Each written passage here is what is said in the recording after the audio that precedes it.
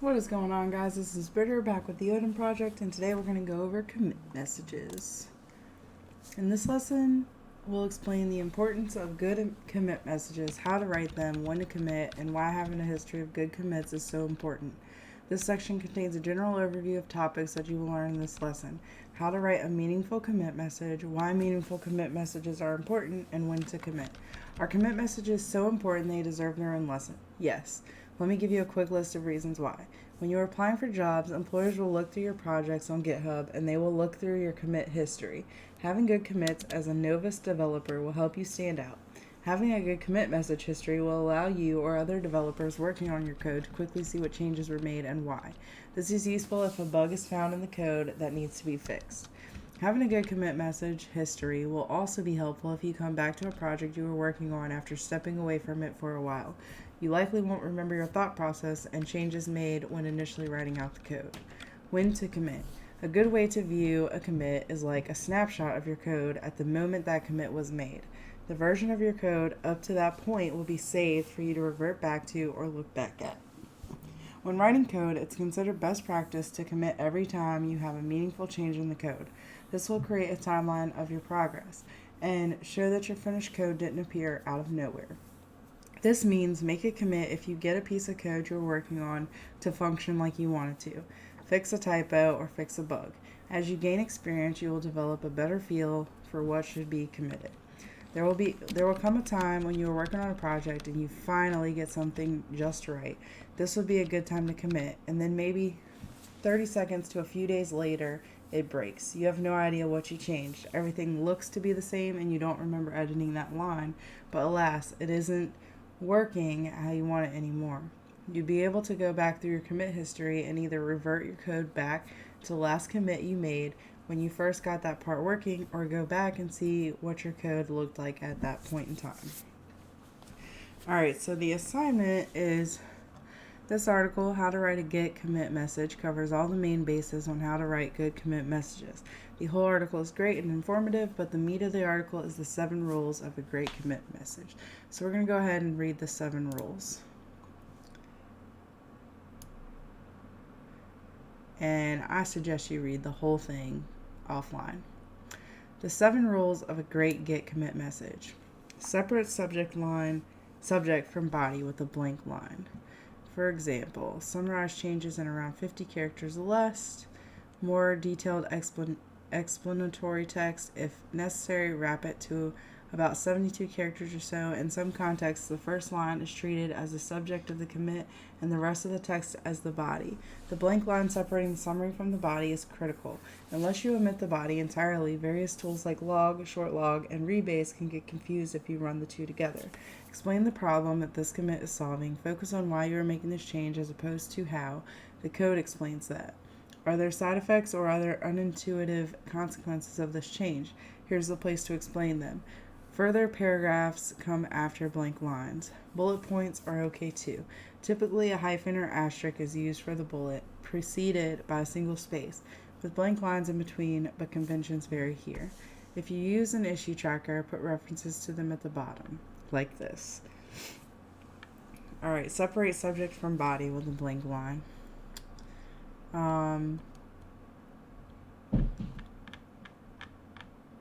Though it's not required, it's a good idea to begin the commit message with a single short, less than 50 character line summarizing the change, followed by a blank line, then a more thorough description.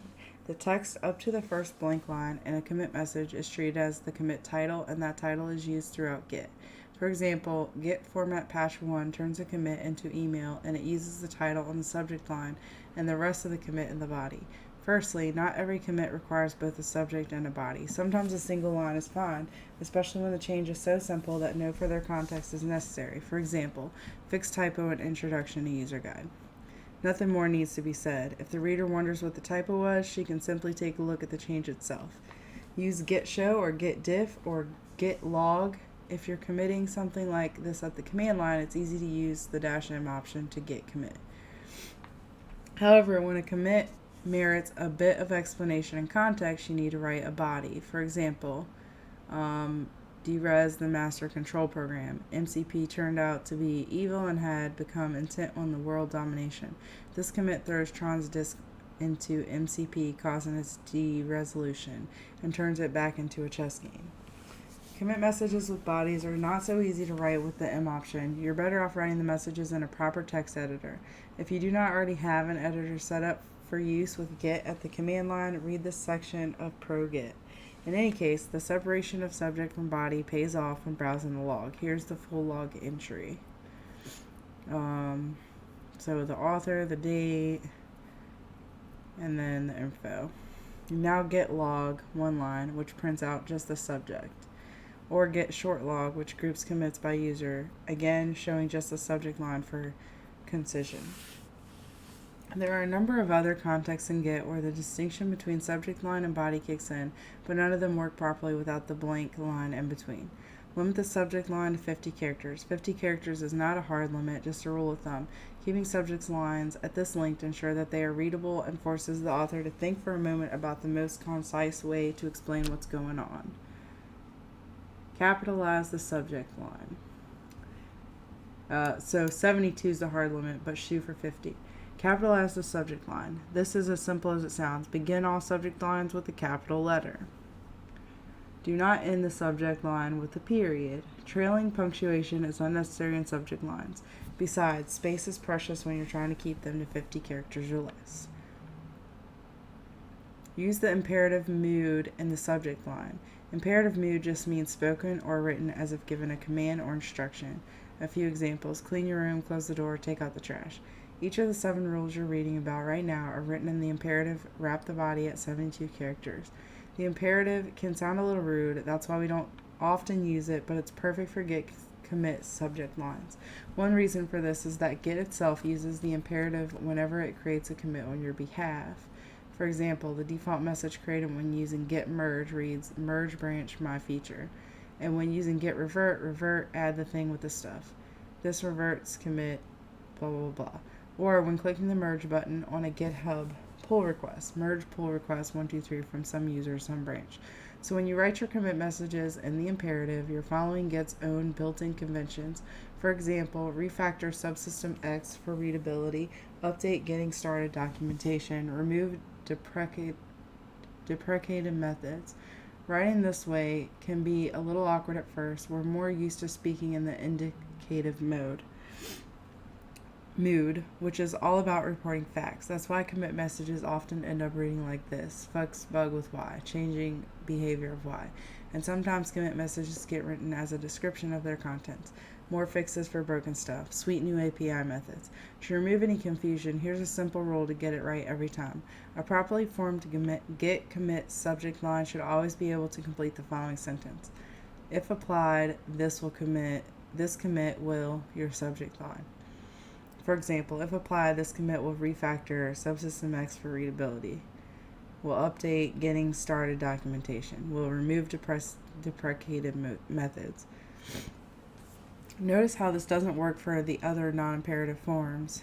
If applied, this commit will fixed bug with Y. If applied, this commit will changing behavior of X. If applied, this commit will more fixes for broken stuff. If applied, this commit will sweet new API methods. Remember, use of the imperative is only important in the subject line. You can relax this restriction when you're writing the body. Wrap the body at 72 characters. Git never wraps text automatically. When you write the body of a commit message, you must mind its right margin and wrap text manually.